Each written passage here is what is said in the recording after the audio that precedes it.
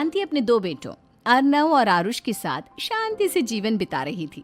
लेकिन शांति के पति सोहन से उसकी कभी कभार थोड़ी अनबन हो जाती थी। एक दिन शांति रोज की तरह सुबह का खाना बना रही थी, तभी दरवाजे की घंटी बजी। घंटी की आवाज सुनकर वो दरवाजे की ओर जाते हुए कहती है, अरे आती हूँ, कौन है, सब्र करो। शांति दरवाजा खोलती है तो देखती है कि उसके जेठ मोहनदास सामने खड़े होते हैं। वो सक पकाकर अपना घूंघट करती है और पैर छूकर कहती है, आइए आइए जेठ जी। कैसी हो शांति? जी मैं तो बिल्कुल ठीक हूँ, सब आपकी मेहरबानी है भाई साहब। शांति और मोहनदास की बातें सुनकर शांति का पति सोहन और उसके दोनों बेटे बाहर आ जाते हैं। अरे भैया राम राम, कैसे हो आप? राम राम भाई। अरे शांति, ऐसे खड़ी खड़ी क्या देख रही हो? चाय कॉफी कुछ लेकर आओ, भैया आए हैं। शांति तेजी से रसोई की ओर आगे बढ़ती हुए कहती है, अरे मेरी माँ, गेट खोलने के चक्कर में मेरे तो चावल ही जल गए। वो दौड़ी दौड़ी रसोई में जाती है और देखती है कि सारे चावल जल गए हैं। वो दोबारा चावल बनाने में लग जाती है। इतने में सोहन आवाज लगाता है, अरे शांति, तुम्हारे चावल का रोना खत्म हो गया हो तो चाय ले आओ। जी लाती हूँ अभी। शांति जल्दी जल्दी चाय बनाती है और मोहनदास को चाय देती है। सब एक दूसरे की खैर खबर पूछते हुए चाय पीते हैं। चाय खत्म होती ही मोहनदास शांति की ओर देखते हुए मजाक में कहते हैं, शांति, अब तुम्हारी चाय में दम नहीं रहा, अब हमें चाय बनाने वाली बदलनी पड़ेगी। ये कैसे मुमकिन होगा जेठ जी, घर और बाहर का सारा काम मुझे ही करना पड़ता है और कभी कभी जल्दी जल्दी के चक्कर में काम बिगड़ जाते हैं, जैसे आज चावल जल गए। अरे इसी का तो हल लेकर आया हूँ। मैंने रिश्ता देखा है अर्नव और आरुष के लिए। दोनों लड़कियाँ बहुत सुंदर और सुशील हैं। अगर आप दोनों इजाज़त दें तो बात करूँ आगे। सोहन और शांति रिश्ते की बात सुनकर कहते हैं, अब ठीक है, बात चलाइए ना भैया, पर पहले लड़की के बारे में कुछ बताइए तो सही। हाँ हाँ भाई साहब, लड़की कैसी है, परिवार कैसा है, कहाँ के रहने वाले हैं? देखो, परिवार तो बहुत अच्छा है, पर वे दोनों लोग बहुत गरीब हैं। दहेज में कुछ मिलेगा नहीं। अरे हमें दहेज में कुछ चाहिए भी नहीं, बस लड़की संस्कारी होनी चाहिए। एक लड़की तो पढ़ी लिखी है और शहर की रहने वाली है, पर दूसरी अपनी गरीबी की वजह से पढ़ न सकी और गांव में रहती है। लेकिन दोनों है बहुत खूबसूरत। अगर तुम सबको देखते ही पसंद ना आ जाए तो मेरा नाम बदल देना। हाँ, पर तो हम आंखें मूंद कर भरोसा कर सकते हैं भैया। आप आगे बात चलाइए, हम शादी करने को तैयार हैं। कुछ ही दिन में अर्नव और आरुष की शादी हो जाती है। आरुष की शादी अनपढ़ लड़की मंजरी से हो जाती है, जो कि बहुत भोली भी होती है, और अर्नव की शादी पढ़ी लिखी लड़की तनुजा से हो जाती है, जो कि घमंडी और चालू होती है। एक दिन मंजरी घर के काम कर रही थी कि अचानक शांति उसे आवाज लगाती है, बड़ी बहू, ओ बड़ी बहू, मंजरी जल्दी यहाँ आओ। मंजरी जल्दी जल्दी शांति के पास जाती है। बेटा मेरे पैर दबा दे, बहुत दर्द हो रहा है। जी माँ जी, बस बर्तन धोकर आती हूँ। अरे बैठ यहाँ, मेरे पैर में बहुत तेज दर्द हो रहा है, बर्तन छोटी बहू धो लेगी। मंजरी शांति के पैर दबाने लगती है तो शांति तनुजा को आवाज लगाती है, छोटी बहू, ओ छोटी बहू। तनुजा थोड़ी देर से आराम से चलकर आती है। जी माँ जी, आपने बुलाया मुझे? आपको कोई काम था क्या? तू कुछ काम कर रही है या? शांति की बात काटते हुए तनुजा बोलती है, कुछ नहीं माँ, फोन पर अपने घर पर बात कर रही थी।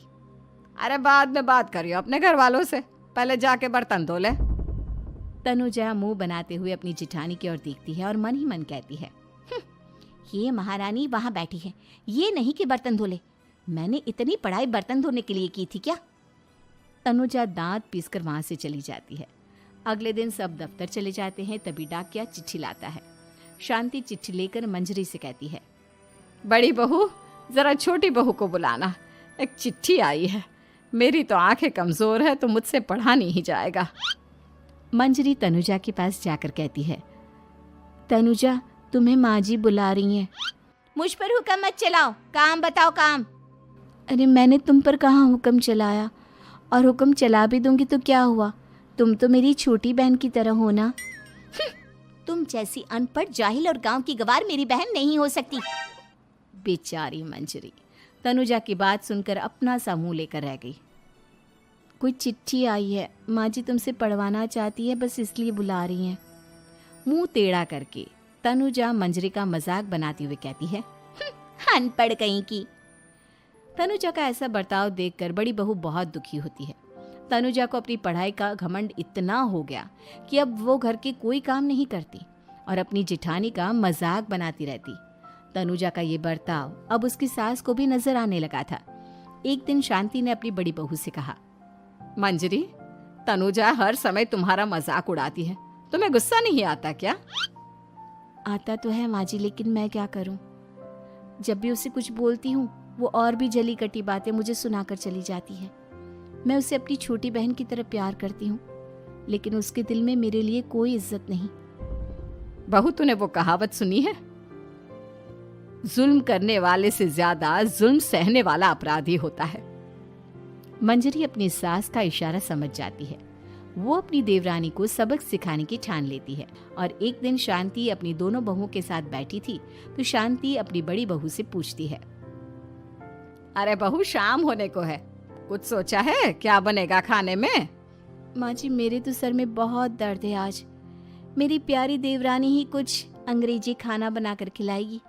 सुना है पढ़े लिखे लोग अंग्रेजी खाना बहुत अच्छा बनाते हैं, क्यों तनुजा? इतना कहकर मंजरी अपनी सास की ओर देखकर मुस्कुरा दी। तनुजा अपनी तारीफ सुनकर बहुत खुश हो गई। इतने में शांति कहती है, ये तो सच बात है छोटी बहू, ये तो मैंने भी सुना है। हम भी पक गए हैं बड़ी बहू के हाथ का खाना खा खा कर। तनुजा, तुम्हारी माँ भी तो तुम्हारे खाने की बहुत तारीफ करती हैं। आज हमें भी खिला दो कुछ अच्छा सा बनाकर। शांति की बात सुनकर छोटी बहू और आसमान पर चढ़ गई, पर उसे ये कहाँ पता था कि उसकी सास और जेठानी उसे सबक सिखाना चाहती हैं। तनुजा अपनी तारीफ सुनकर खुश तो बहुत होती है, पर सोचने लगती है, मुझे तो कैसा भी खाना बनाना नहीं आता। अब मैं क्या करूंगी? अगर मैंने इनको सच बता दिया तो मेरी सारी इज्जत मिट्टी में मिल जाएगी। अरे छोटी बहू, क्या सोच रही हो? खिलाओगी ना अपने हाथ का अंग्रेजी खाना? छोटी बहू हाँ में सर हिला देती है। अचानक से उसके दिमाग में एक आइडिया आता है। मैं इंटरनेट से देखकर कुछ बना लेती हूँ, मेरी वाहवाही पूरे घर में हो जाएगी। मुझे कौन सा रोज रोज बनाना है। माँ जी, आज आप सबको ऐसा खाना खिलाऊंगी कि। इतने में शांति छोटी बहू की टांग खींचते हुए कहती है कि पता नहीं कैसा खाना खिलाओगी। ए ऊपर वाले, हमारी रक्षा करना। इतना बोलकर शांति और मंजरी दोनों जोर जोर से हंसने लगते हैं। अब तनुजा रसोई घर में चली जाती है और खाने की तैयारी करने लगती है, पर उसे रसोई घर की चीज़ों के बारे में तो कुछ नहीं पता। जैसे तैसे सारी चीज़ें निकालती है और इंटरनेट पर देखकर खाना बनाती है। कुछ ही देर में सब लोग घर आ जाते हैं। अरे सुनते हो, आज का खाना हमारी छोटी बहू बना रही है। अरे वाह, आज तो फिर कुछ अंग्रेजी खाना खाने को मिलेगा। कुछ ही देर में खाना बन जाता है तो छोटी बहू सबका खाना लगा देती है। इतने में बड़ी बहू कहती है, क्या बात है देवरानी जी, आज तो बहुत अच्छी खुशबू आ रही है। ये बात तो सही कही बड़ी बहू तूने, खुशबू तो अच्छी है। ऐसी खुशबू तो मेरे खाने में भी नहीं आती। सब मिलकर छोटी बहू की बहुत तारीफ करते हैं और छोटी बहू 7वें आसमान पर बैठ जाती है। अब सभी खाना खाते हैं। जल्दी जल्दी दो, अब तो मुंह में पानी आ रहा है। हाँ हाँ, मुझसे भी नहीं रुका जा रहा। जैसे ही सोहन एक निवाला खाता है तो उसकी आंखों से पानी आने लगता है। ये देखकर शांति सोहन से पूछती है, क्या हुआ जी, खाना इतना अच्छा बना है कि आंखों से पानी आ गया? सोहन चुप रहता है और धीरे धीरे से खाना शुरू कर देता है। इतने में सोहन छोटी बहू से कहता है, बेटी तुम भी तो खाओ, तुम क्यों रुकी हो? खाना सच में बहुत अच्छा है। ये कहकर सोहन जोर से हंस देता है। फिर सब खाना खाने लगते हैं, लेकिन खाने में नमक और मिर्च तेज हो गई थी। तनुजा से कोई कुछ नहीं बोलता, बल्कि उसे भी खाने को कहते हैं। जैसे ही छोटी बहू खाना खाती है वो पानी पानी कहकर चिल्लाती है, पानी, इसमें तो पानी। ये खाना तो सच में इतना अच्छा बना है कि हमारे साथ साथ देवरानी जी भी इसके स्वाद को कभी नहीं भूल पाएंगी। सही कहा बहू। तनुजा को अपनी गलती का एहसास हुआ और उसने अपनी सास से कहा, माँ जी ये मेरी गलती नहीं है, इंटरनेट पर दिखाया था कि 4 चम्मच नमक और मिर्च डालने हैं। अब मंजरी को भी मौका मिल गया और उसने तनुजा पर तंज कसा। नाच न जाने आंगन टेढ़ा, हर जगह अपनी पढ़ाई दिखाती हो, दूसरों का मजाक उड़ाती हो। अब पता चला ना, हर चीज़ में पढ़ाई काम नहीं आती। और तुम तो शहर में रही हो, तुम्हें तो मुझसे भी अच्छा खाना बनाना आना चाहिए ना। बेटा, अगर तूने ठीक से सब सीखा होता तो आज तुझे शर्मिंदा नहीं होना पड़ता। बात शहर या गांव की नहीं होती। मंजरी गांव से आई है, लेकिन उसे घर का काम करना और खाना बनाना सब अच्छी तरह से आता है। तुम शहर में रही हो, तुमने ये सब क्यों नहीं सीखा? छोटी बहू सर नीचा कर सबसे माफ़ी मांगती है और बहुत शर्मिंदा होती है। दीदी, मुझे माफ़ कर दो, मैंने आपको बहुत बुरा भला कहा, पर आपने मुझे हमेशा ही माफ़ किया। आज मुझे अपनी गलती का एहसास हो गया है। अब दोनों बहुएं मिलकर घर का काम करने लगी और एक दूसरे को अपने गुण बांटने लगी। मंजरी ने अपनी देवरानी को खाना बनाना और घर का काम करना सिखाया, वहीं तनुजा ने भी अपनी जिठानी को पढ़ना लिखना सिखाया।